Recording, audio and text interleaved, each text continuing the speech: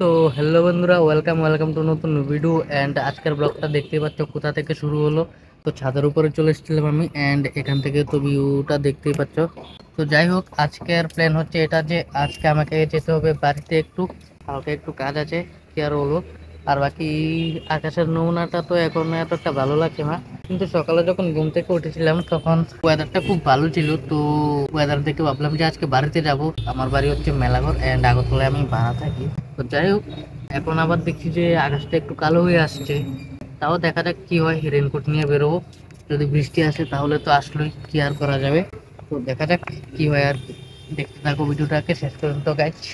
তো বন্ধুরা, এখন দেখতেই পাচ্ছ বাইক পুরো রেডি, অ্যান্ড বাইকের পেছনে ব্যাগটা লাগিয়ে নিয়েছি, অ্যান্ড এক্সট্রা হেলমেট वगैरह সবকিছু নিয়ে। তো এখন যাব হচ্ছে বাড়িতে। তো বাড়িতে যাওয়ার জন্যই এত সব প্রস্তুতি।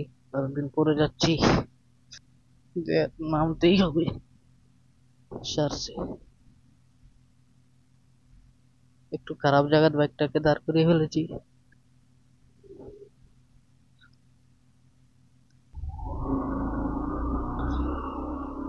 তো এখন আমি ভাবছি কোথায় দিয়ে যাব, এখান দিয়ে যাব নাকি ঘুরিয়ে আবার বাইপাস দিয়ে চলে যাব। এক কাজ করি, বাইপাস দিয়ে চলে যাই। তো ভিউটা এখন কেমন আছে গাই, কেমন আসছে গাই জানিও কমেন্টে। আর এখন বাইপাস দিয়ে যাব। ওইখানেও একটা সামনে একটা পেট্রোল পাম্প আছে, ওইখান থেকে পেট্রোল ভরে নেব। আর ভিডিওটাকে আজকে একটু কেটে केटे बनाबो, पूरा रास्ता ही वीडियो बनाबो ना। ये उन लोगों की वजह से एक्सीडेंट होता है गाइस।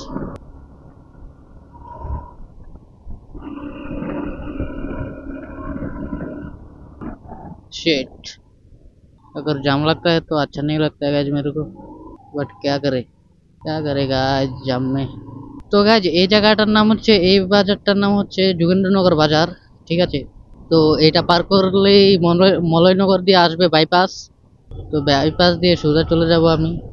আর এখন হচ্ছে টাইম বাজে 8টা 16। এখন যেই সেট আপে আছি, এই সেট আপে যদি দুই একটা ভিডিও বানানো যেত খুব ভালো হতো গাইজ, কিন্তু কেউ নেই ভিডিও বানানোর জন্য আর কি। এটা আমার সোলো রাইডের মতোই বলতে পারো। 60 থেকে 70 কিলোমিটার যাবো আর কি আমি আমার বাড়িতে। তারপর বাড়িতে গিয়ে যদি অন্য কোনো আবার प्लान হয় তাহলে কোথাও যাওয়ার, তাহলে দেখা যাক কি হয়। एंड अभी ना मेरा बाइक थोड़ा सा गंदा भी हुआ पड़ा है। साला पानी है सामने, तो पानी से नहीं जाना है। তো গাইজ, আমি এতদিন ধরে হিন্দিতে ব্লগ বানাতে বানাতে আমার এমন একটা অভ্যাস হয়ে গেছে, তো এখন আমি কথা বললেই হিন্দি বেরিয়ে আসে। কি বলবো আর, তাই ব্লগের মধ্যে মাঝখানে হিন্দি চলে আসে গাইজ আমার। এটাই হচ্ছে মেন কারণ।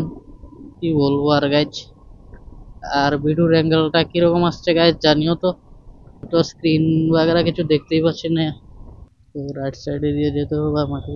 সামনে একটা পেট্রোল পাম্প আছে, ওইখান থেকে কত টাকা,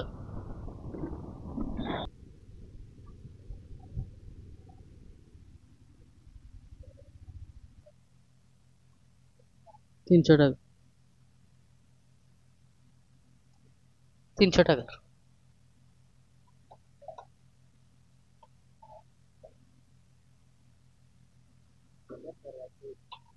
হ্যাঁ, ক্যামেরা কত বড় কিটা, 125 সিসি না এটা?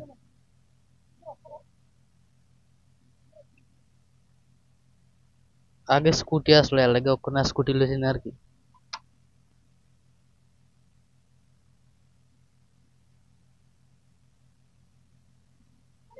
হয়ে গেছে দাদা। तो गैस तेल तो डलवा लिया है। पेट्रोल पंप वाले भैया बोल रहे थे बाइक तो कितना बड़ा है। हाँ वैसे थोड़ा सा बड़ा तो है ये बाइक, बट क्या करें। তো এই পেট্রোল পাম্প वाला ভাই কো যে বাইকটা তো কত বড়। তো আমি কই আমার কাছে আগের থেকে একটা স্কুটি আছে, তার লাগি আর স্কুটি লইছি না, এবার বাইকই লইয়া লইলাম। সবসময় তো স্কুটি চালাইতাম, এবার বাইকও চালাইয়া দিই, কেমন মজাই লাগে গাইস বাইক চালাইতে। আর এমন খাইলা রাস্তা যদি হয় তাহলে তো আর কোনো কথাই নাই গাইস। এমন জায়গাটি একটু আস্তে যাওয়ানোর দরকার, কারণ ক্রসিং ইটা। আরে বাবা কি লাভ মার রে। রাস্তার মধ্যে মাঝে মধ্যে একটু খারাপ জায়গা থাকে, মানে রাস্তাটা পুরো ফিনিশিং না আর কি, তো ওই লাভ মারে টাস কিরা। আর হাইওয়ের মধ্যে চালানোর সময় সব সময় যারা বাইক টেক চালাও, আমি একটাই কথা বলবো, অ্যাক্সেলেটর যতই বাড়াও কিন্তু পিছনের পিছনের সাইডের যে পাউডার আছে ব্রেকের ভিতরে, পিছনের ব্রেকের ভিতরে সবসময় হালকা একটু দিয়ে রাখবা, মানে পুরা মানে কোন জানো তো যে কোনো সময় যে কিচ্ছু হইতারে, সামনে যে কোনো কিছু আয় হতারে যে কোনো টাইমে, কিছু কোন জানা। আর সাইড মিরর কয়দিন দেখছিলাম আমার বাইক সাইড মিরর আসলো না, অ্যাকচুয়ালি ভেঙে গেছিল আমার সাইড মিরর, তো এটি আবার নতুন এনে লাগাইছি। যদি তোমরাও কোনো মানে কোন সময় সমস্যা হয়, মানে মিরর টিরর ভাঙ্গা টেঙ্গা যায়, এটা যত তাড়াতাড়ি সম্ভব লাগাই লাগানোর চেষ্টা করবা, কারণ মিরর ছাড়া একটু রিস্ক থাকে। মিররটা থাকলে পিছন দিয়ে দেখতে পারবা, মানে তুমি যখন স্লো করবা বাইকটা তখন পিছের দিকে দেখতে পারবা কিছু আসেনি না নাই, এটা স্পিডে আইতেছে না আস্তে আইতেছে না কিচ্ছু, যে কিচ্ছু যা হইব সব কিছু তুমি চেক করতে পারবা আর কি। সেফটি লেগে মিররটা থাকা দরকার, আর মিররটা না থাকলে চালানো হয় গাইস। এর পিছনে ব্যাগ গুলো লইছি, ব্যাগের উপরে আমি রেইনকোট লিয়ে লইছি, কারণ ওখানে দিনের যে অবস্থা কিছু কখন জানা। সকালের দিকে দেখছি রোদ আছে, যখন বাইরে মু এর কিছুক্ষণ আগে দেখি আবার পুরা কালো হয়ে রয়েছে, কিন্তু যখন বাইরে গেছি তখন দেখি আবার পরিষ্কার হয়ে গেছে, সূর্য টুর্য উঠে গেছে আবার। কি তা কইতাম ভাই। আর আজকে তো রিলস টিলসও বানানোর প্ল্যান ট্যান আসিল, কিন্তু ভাই মনে করছে না। সন্ধ্যাবেলা আমি ফোন করছি শুভ ভাইয়েরে, মনে উঠেছে না গাইস। এই দেখো এই জায়গাটি ক্রসিং, তো এই জায়গাটি একটু ধীরে যাওয়ানো দরকার। আমার বাইকটা কেমন লাগে এমনি জানো তো।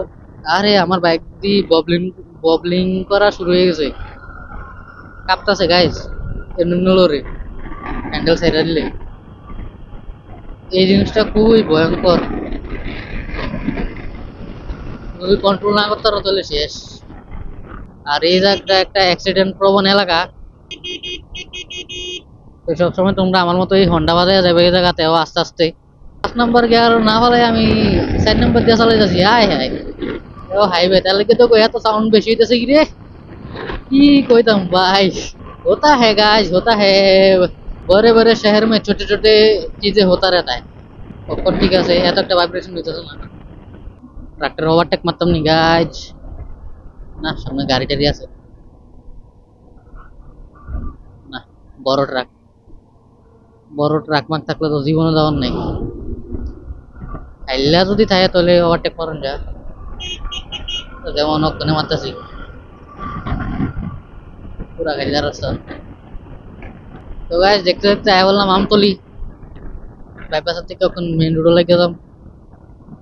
তো বাম দিক দিয়ে সোজা একের হত যাইতে দেখলাম বাইক, বাইক যে বাস খাইয়া দেয়া ঘুম দেবো। আর যদি বন্ধু বান্ধব দুই একটা বাইরে টাইরও কোনোখানো, তাহলে বাইরে যেতে পারি, গ্যারান্টি নেই যদি বাইরেও আর কি ওই। আরে গত আসলো, গতটা বোঝা গেছে না, গতটা একটু হয়ে গেছে, কিন্তু আমারটার সাসপেনশনটি ভালো নেই, টের হওয়া গেছে না। কেমন লাগতেছে গাইজ আজকের রাইডটা জানাইও। আরে বাবা সামনে দিয়ে দিয়ে নিবেন ছোটা টিভি, তো সবসময় এমন জায়গাতে দেখা। আর এই রাস্তার মাঝখানে মধ্যে এই সাদা জায়গাটি আর রাস্তার সাইডে যে সাদা জায়গাটি অতিরিক্ত স্পিডের মধ্যে বুলেও এটির ভিতরে উঠাইবে না গাইজ, এটি কিন্তু বহুত ডেঞ্জারাস, স্লিপ মারে এটি। আর এমন এই যে গর্ত যাতে মাঝখান দিয়া, এটিও বহুত রিস্কি। আর এই রুটটা যেটাতে আমি যাইতেছি ওখানে আগরতলার থেকে মেলাঘর, এই রুটে যে বাসটি চলে এটি কিন্তু ভাই বহুত খতরনাক, এটির থেকে তোমরা বাচ্চা থাকবা সবসময়।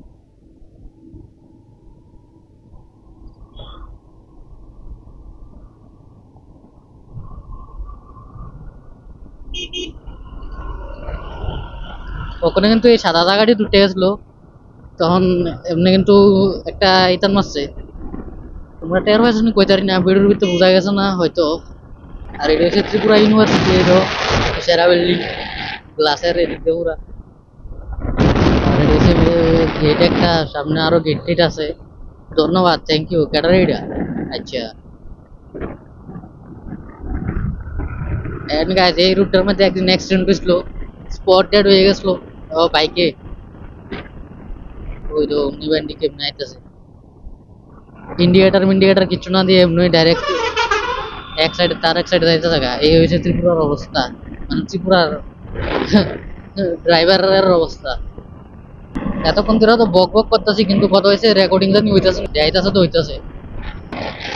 এত বড় গাড়ি হইয়া এই রোডের ওভারটেক মারে, এত বড় বলতে ওই বোলারোটারে কইছি আমি, একটা বোলারো আর একটা বোলারো ওভারটেক করতেছে। তাদের সময় ওই 18 পাহাড় দিয়ে একদিন আইতেছিলাম, তখন কি হইতেছিল, এদিক দিয়ে একটা ট্রাক যাইতেছে, মানে আবার কি উঠতে পারতেছে না, বহুত কষ্ট হয়ে যাচ্ছে। সাইডে দিয়ে আরেকটা ট্রাক পুরা রোড লয়ে ওভারটেক মারতে চাইতেছে, এটাও ওভারটেক মারতে পারতেছে না। মানে দুটা ট্রাক লোড আসলো, একটা ট্রাক তো উঠতে পারতেছে না, এটারে আরেকটা ওভারলোড হওয়া ট্রাক ওভারটেক মারতে গেছে। এই সিনটা দেখে আমার এমন হাসি উঠতেছিল। এই দেখছে বেডি দেখছে বাইকটা আইতেছে, তারপরও ক্রস করতেছে। তো এই পাহাড় টাহাড়ের মধ্যে সবসময় দেখা টেক্কা চালানোর দরকার। আর আমরা ওই সময় প্রায় কি গরুর মতো আইতেছিলাম,